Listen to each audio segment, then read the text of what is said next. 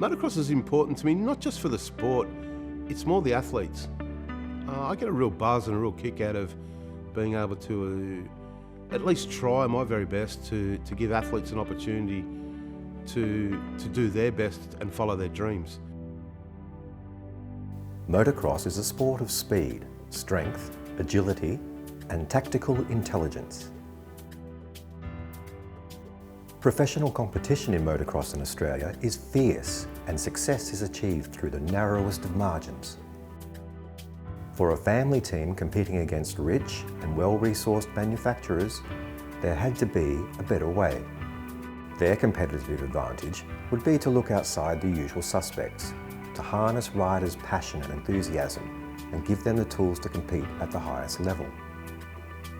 It's a massive gamble, and Scott has backed it with everything his family has. Our competition will be held over about a month period. There'll be riding tests, there'll be off-the-bike tests, there'll be personality-driven stuff. We want results. We need to test a number of elements in order to select that best rider. That's the aim of the competition. We want the best product that we can have. My name's Justin Rodbell. I'm from Prince Frederick, Maryland, and we're in Australia at the moment. I'm here to try out for a team, KSF Racing. Ever since I found out about the opportunity, I've just been training really hard off the bike. I didn't really before, so I've been swimming, running, mountain biking, cycling. I feel like I've always just sort of almost been an underdog or just under the radar. I've always just been off a factory team or off a team ride. No matter how good my results are, I feel like sometimes I've deserved the ride when I haven't had it. I actually haven't raced competitively for a few years now, just doing my apprenticeship and stuff. So to be back racing would be phenomenal. I was planning on racing this year anyway, but to do it with these guys would be unbelievable, just to have that support and be able to ride full time and not have a second job. Having a ride would be, that's why we race, that's get supported and do what we love. You gotta be in the gym every day, ride your dirt bike every single day. It's fun, it's great, it's an awesome life to live, but you also sacrifice a lot of your social life, everything. A paid rider is like a job. Each rider, when they're at the top or the pinnacle of the sport, will receive a certain amount of money for that component of the season. In this particular case, it's for the motocross season. Over 10 rounds, our rider will receive a wage, plus on top of that, he gets all these bikes, parts, gear, flights, accommodation, entries, everything's paid for the rider. So he's free, earns some money to go and do his job. That's a paid ride. Team manager Scott has brought together a range of sport performance experts and professionals from Australia and the USA to aid him not only in selecting the winning athletes, but in helping all the riders to further develop their racing and training skills. What I love is when you look at the mindset of an elite racer. It's a unique mixture of daredevil. It's a unique mixture of I'm just a pit bull in a fight. I just want to go out and I want to be competitive. The real mature ones I love working with, where they understand that rubbing is racing and they don't get their feelings hurt if somebody comes in and tries to hold a high line on them. Sure, dirty riding is dirty riding and not fun, but it shows you the mental resiliency of these guys.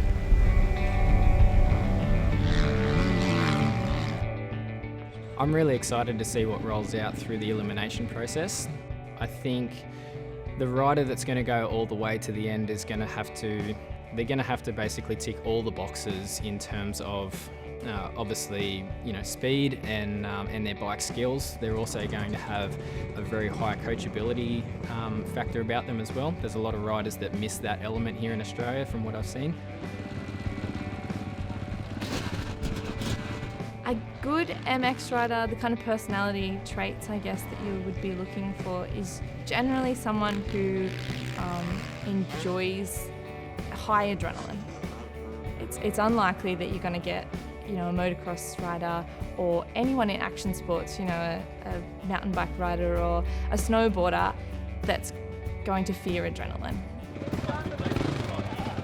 The ones that are really dialed into what it takes If you told them to drink green tea on Tuesday sitting on their head, they're gonna do it. It's that kind of a pit bull mentality that whatever you tell me it takes to do, I'm willing to do it. You can kind of see a good MX rider when you look at them. One of our riders that we had last year, Grady, he was always training, always in the gym, always eating healthy. And when he wanted to pull his finger out and got that aggression, that was one of the best that we had ever seen him ride. I'd be more looking at the personality traits rather than how big is their ego or the kind of ego that someone might have. You see them, they can struggle, but they won't give up. That's the riders that you really need to have and want to be part of your team that will just not give up no matter what the circumstances. I think the hunger and the want, I want a lot more than what other people, I suppose a lot of guys have been in the sport a lot longer than me. I'm 32 now, so I want a lot more out of it. It's very difficult to get a funded ride, whether it's my team or any other team. There's only a handful of manufacturers and there's only a handful of rides. And to put it in perspective, there's probably no more than 12 full-time rides available to anybody in the country across 2 grades. Most of the time, it's about your previous results. But here's the catch. The guys who get the previous results get the funded ride. The guys who are just behind them in terms of funding enable them to train as much as these guys or have machinery or equipment as good as these guys is limited. So to break in is really, really difficult. It was pretty hard when I was a kid. Mum being a single mum, she didn't really have the money to invest into me and the racing and stuff like that. So I used to just use the bikes that my mates and that used to have, and we'd go to a local park or something like that. But I was never able to go to the racetrack or do that sort of thing. It was just sort of me and Mum. I started working at a young age just to sort of get the rest of the way through school and sort of bits and pieces that I did want, and yeah, it was a bit tough, but we made do. She was the first person that I lost that was closer to me, so it was a struggle. Yeah, I did battle a lot of demons at the time, and obviously having the persona of looking like a big sort of tattooed sort of guy, that was never the case at all. I think some days I still have sort of dark days and struggle a bit. I was never one to reach out for help or talk to anyone about it, so I buried a lot of it. I think now that I'm at the age where I can do it, I want to give it everything. And it was a thing that Mum and I always spoke about because it was always an issue for me growing up. It was hard watching the boys race and me having to play soccer. I don't want to be that guy that looks back and says, I could have done it when I didn't. So I'm going to give it everything I can now. And yeah, no one's really going to stop me.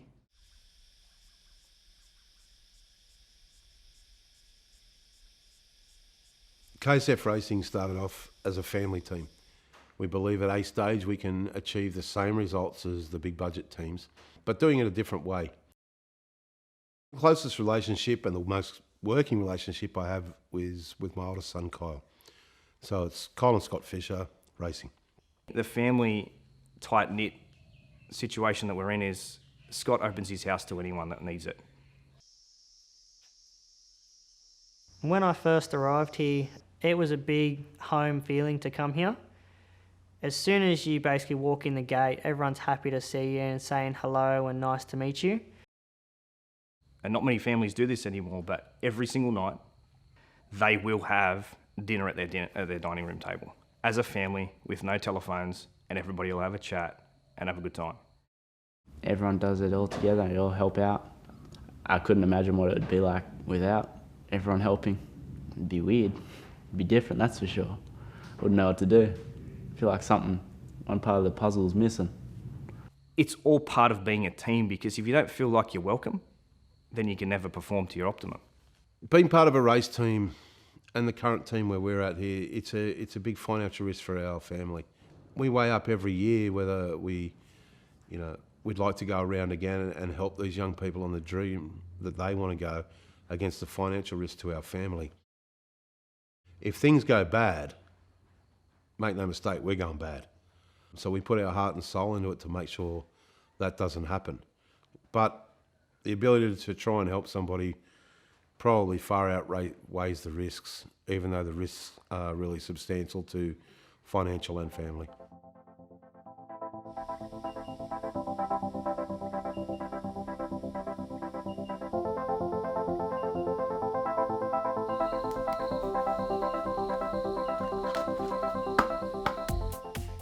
The trials that we're about to commence down at ACT Motorcycle Club is an open trial for everybody. We've taken the view that there's so many good riders out there that might not always get an opportunity. So why not hold an event to put them through the paces so we have an opportunity to select the best rider that we can get for our 2019 season. Scott and Kyle have decided to take 5 of their Suzukis with full support to the ACT track, so that the riders who were not able to bring their own bikes would be able to ride. It also fits into Scott's plan to maintain as best he can an equal and level playing field for the riders to compete on. Scott and Kyle's dream to do something different is finally becoming a reality. Throughout the 2 days, all of our experts will talk to people whilst racing and also in a social type environment so we can engage the type of people that they are. We'll then move on to the Sunday session, and then they'll come into what I'm calling a mystery moto. Here I'm trying to see the guys who may have put in the work in the last 6 to 8 weeks to come to the trial, those who have maintained a level of fitness, and those who might have been able to put down 1 fast lap but are unable to put down 5, 6, 7, 10 fast laps. The track's been going for about 37 years now. We've a national size track with 40 start gates.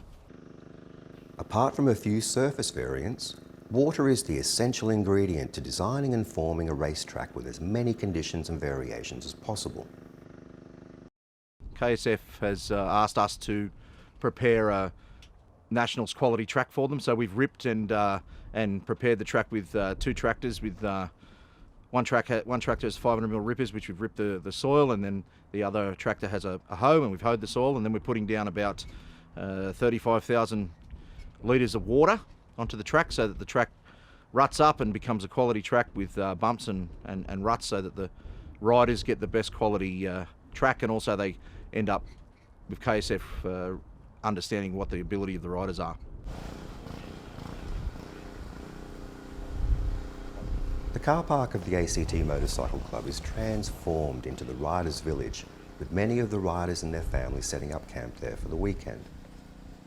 It's a tense but friendly atmosphere. Some of the athletes who have been racing on the MX National Circuit are well known to everyone. Talented riders like Jaden Rikers, Cooper Posniak and young Jai Dixon.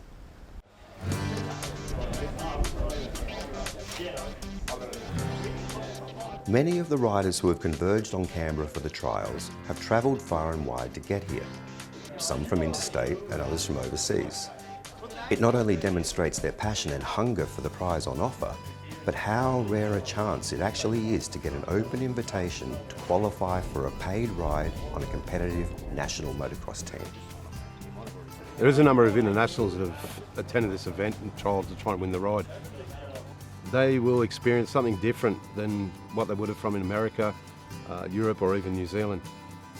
From past experience, and we've had a couple of international riders and we watch them, it takes them a little while to find their feet on the Aussie tracks. Like riding soft to the top. I was sitting with my parents and we decided that I was going to make this happen. It was a big decision. Plane ticket's not cheap. I only bought a one-way ticket to come over, so who knows how long I'm going to be here. For me, coming here to Canberra was a decision that I made a long time ago when I seen the option pop up on Facebook. So it was without a question that I was going to come here and ride. It's winter, obviously winter back home, and about 30-40 degrees, so you're riding in sweatshirts, and when I came over here, I was told it was gonna be summer, and I was like, oh yeah. But then I get over here and it's 95 degrees and I'm sweating balls. They will have to adapt to these conditions very quickly in order to compete against the local guys. And if they can, obviously if they can, they're worthy of further consideration. I came to Canberra because even though I'm not as fast as a lot of the other guys, I just came to see where I'm at and how much to improve, because I know I can improve a lot. What I have to get better at is probably maturity on the track. I do tend to get a bit hot-headed and I like to hit people, so. I'm 17 from Mariba, far north Queensland, so it's about an hour up from Cairns. And yeah, it was a pretty long drive to get here. It's been great watching Navin progress from a little kid on a little small mini bike up to where he is now, and just his approach now as he's growing into a man, he's taking things a lot more seriously. Dad looks after me so much, like it's awesome to have him there at the races with me, and Mum's really good with all like my meals and that because I'm type 1 diabetic. So no, it makes things harder, but they help me out so much, and no, it's really awesome what they do. I think with the competition here, it's a lot stiffer than where I've come back from New Zealand. It's definitely the next step here in Australia, so being it so tight makes it hard to get the ride, obviously. So if we can go forward and progress with this KSF racing team, then I'll be very happy man. As a sport, if we want to produce champions, we've got to harness those young people and we've got to help follow them through all that way to give them that opportunity, not just for us, but for the country and for the sport. Firstly, welcome to the ACT Motorcycle Club. Thank you for attending the trials. It's the first of its kind in Australia. And what we aim to do here over the 2 days is give each and every one of you the opportunity to show to us what you can do on the track and also off the track. The format for today is quite simple. You'll be allocated groups. Once you're in your group for today, it'll be up on the board. You'll run a 15-minute practice session so you get familiar with the track. Then you will run a 15-minute qualifying session. In that qualifying session, both morning and afternoon, we're asking you at some stage to put down your best time. Times will be held by me. It will not be open to everybody to see where they're running. Okay, so you focus on yourself. Let us worry about the rest. Out of this weekend, we're aiming to take 10, we may take 8, we may take 12 into stage 2.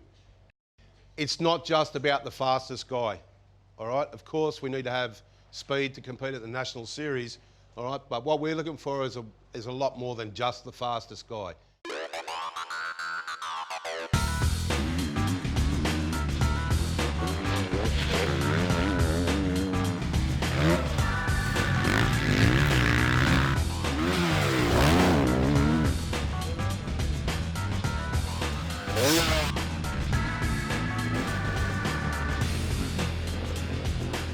One of my favourite key mantras as a coach that I live by is if you can't measure it, you can't change it. The collection and use of performance data in sport has been in practice in nearly every professional sport for some years now, and is a valuable tool used by coaches and trainers to get the optimum performance from their athletes. Professional motocross is no different.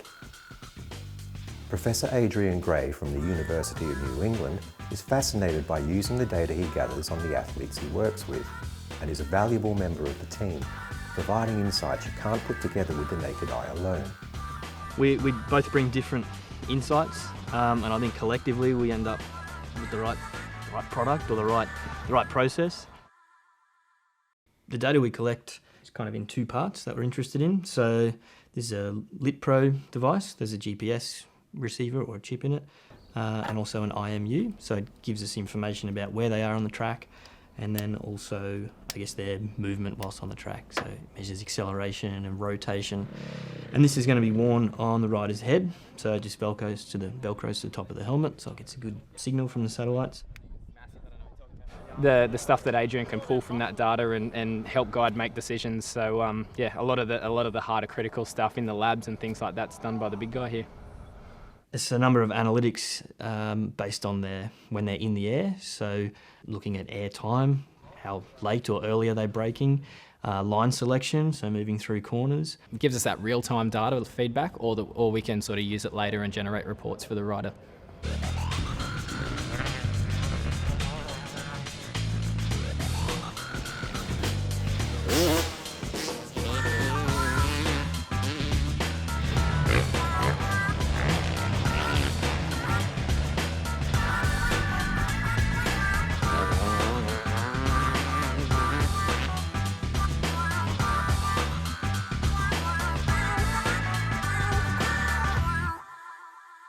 There's a couple guys out there that I've been keeping a close eye on, that just watching their riding style, what lines they've taken, and seeing what's they're making any different moves from myself or any of the other riders. Like we've got a couple here like Jaden Rikers, he's going pretty good, looking pretty smooth on that Suzuki. Ryan Findanis, he's going quite well today as well. Definitely Jaden Rikers. He's got a bit of experience up his sleeve. He's a pretty good rider. Knows where to go on the track and where not to. So yeah, I've just been watching a couple of the faster guys. The American dude's pretty fast. I try to throw down some good laps. It's pretty hot out. I'm not really used to the heat. I'm trying to get used to it. Oh, everyone's going really fast, so.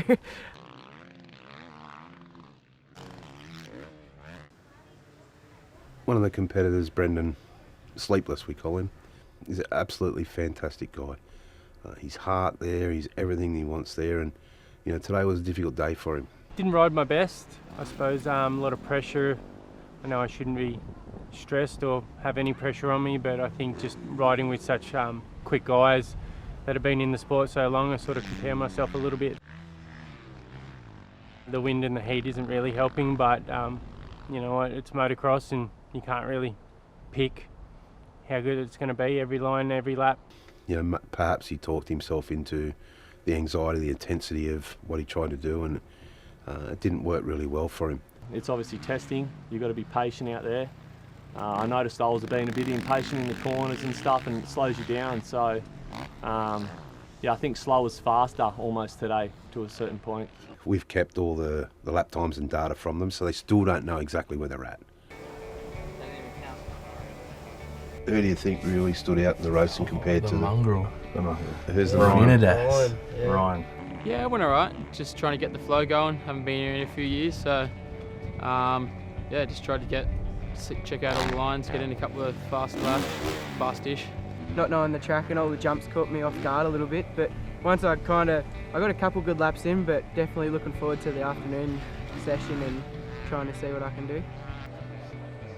What about young Jackson Rayner? I had him as my second wildcard. Anyone got any thoughts on him? I like him. I think he showed a lot of heart today. He's got a good attitude. And for a young kid, he really endeavoured to do the best that he could. That's the greatest thing about this opportunity. It can give people that aren't in the right, you know, in the group of riders that are competing in the nationals a chance to show everybody that they can ride. Young Cooper Bosniak. He was solid. He went past quite a few. So the most challenging part out there is probably the soil here. It's really hard pack and slippery, especially me riding the 252 stroke. It's really hard to get traction out there. Coop started racing when he was sort of 4 to 6 year old, so it's been a long journey for us. Done plenty of Ks over the years, you know, plenty of driving, every state pretty much in Australia we've been to. Had the opportunity to go over and race in China, America, a few other places.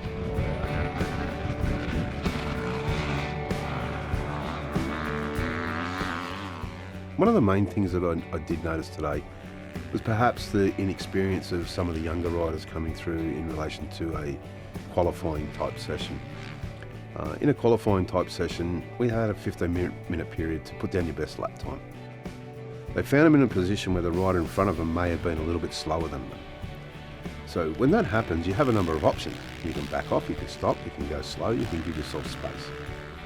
In these particular cases, the riders behind actually lost up to 6-7 minutes of their qualifying session in trying to get past a rider. When they finally got past the rider, they used so much energy they weren't able to put down the lap that they hoped that they would put down.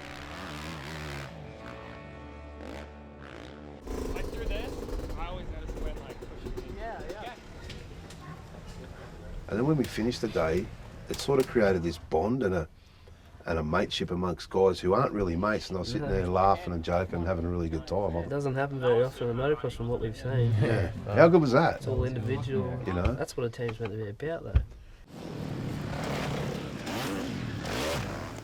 As the first day of competition comes to a close, a handful of riders have risen to the challenge and recorded some consistent, fast lap times, already proving themselves to be solid contenders in the race for the prize of a paid ride.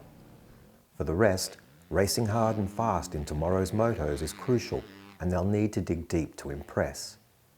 They're not only battling against the track and each other, but their own minds and fears as they move to cement their spot in the top 10 and progress to the next phase. Overall today was a fantastic day, from participation to effort, desire, commitment, everybody involved. It was just a really great day. It was the start of what we're trying to achieve, and it was a basic day for the riders, so we can just get a gauge on wherever it is. Tomorrow's exciting.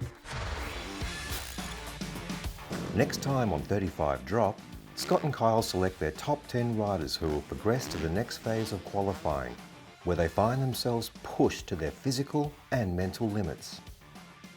Group favourite Ryan Finnedas receives some devastating news that could see him dropping out of the competition.